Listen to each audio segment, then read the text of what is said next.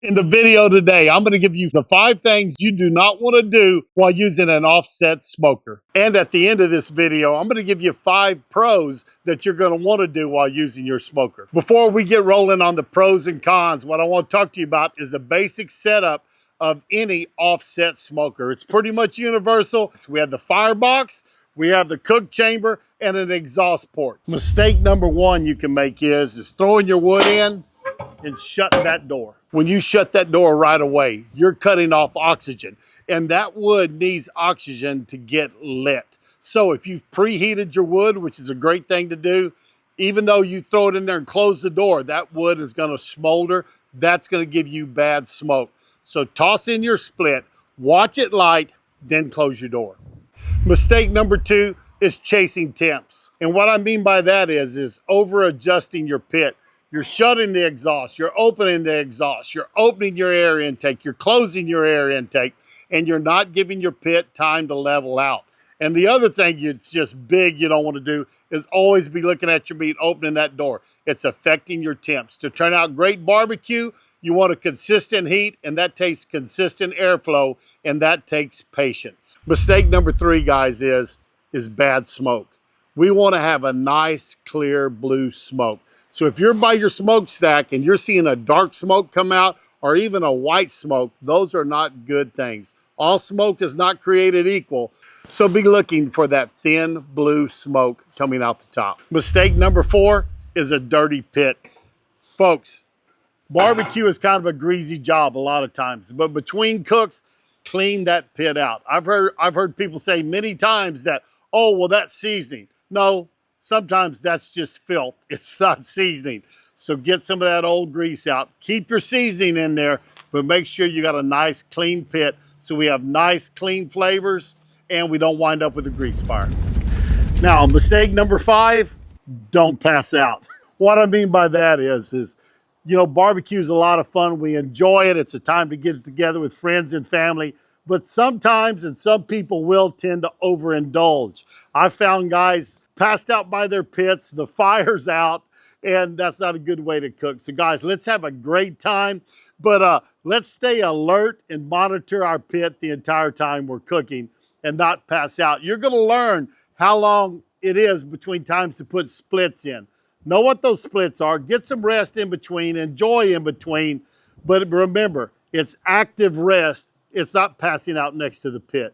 So let's jump into those 5 tips and tricks I promised you I'd give you at the end of the video.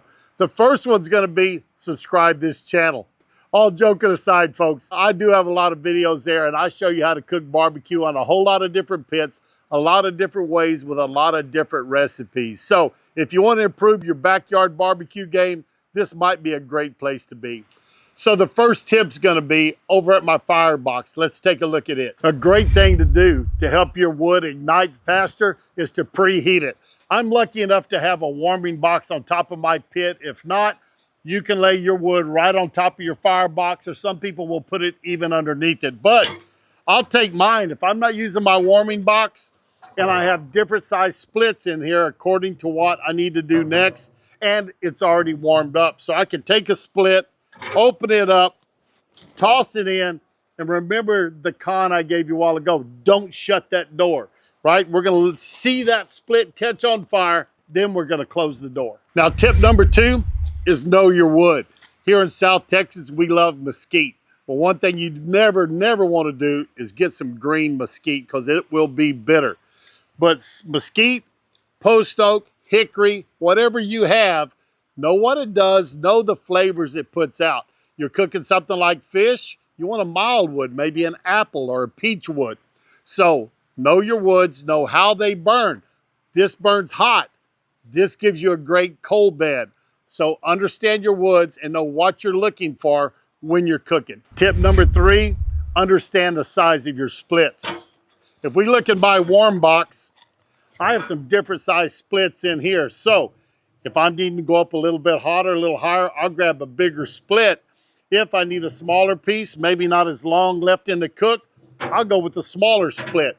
So I usually have some different size splits inside of here. Now, that's post oak. Realize, guys, post oaks give us very consistent splits.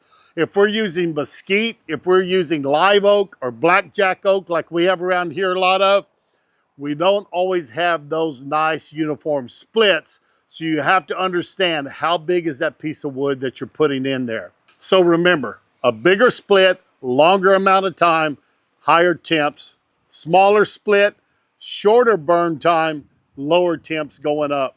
So understand what's going on with your wood. Very important part of cooking great barbecue. Tip number 4 is know the heat zones inside of your pit.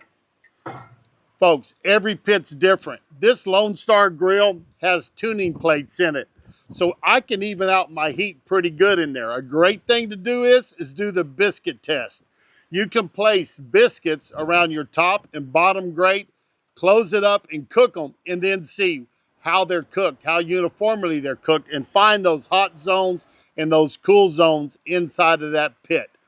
Every pit's different, guys. Even if it's the same brand, the same model, they all cook a little bit different. So that's one thing you need to know is know your heat zones inside of that barbecue pit. Tip number 5 is heat regulation. Guys, if your pit's running hot, do not choke it down using your exhaust stack. Go to the other end and regulate your intake.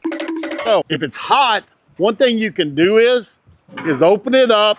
Some of your heat's going to come out your door, but it's going to lower the temperature inside of your pit. That will help. And of course, we know we have our gate, right? We know the sweet spots, where it takes to heat up. More air, more heat, less air, less heat. So we can adjust it here, but if you are hot inside, you can always dissipate some heat by opening that door.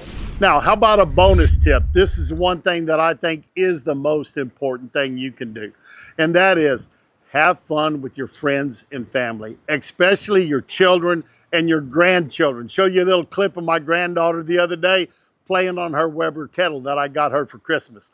Guys, it's important that we pass this along and we let people know about the journey that we've been on teaching it to the young ones. So don't ever forget, bring the kids along on your journey. Well there, folks, that wraps it up. Down below, if you would, tell me what tip you like the most. Appreciate you being here.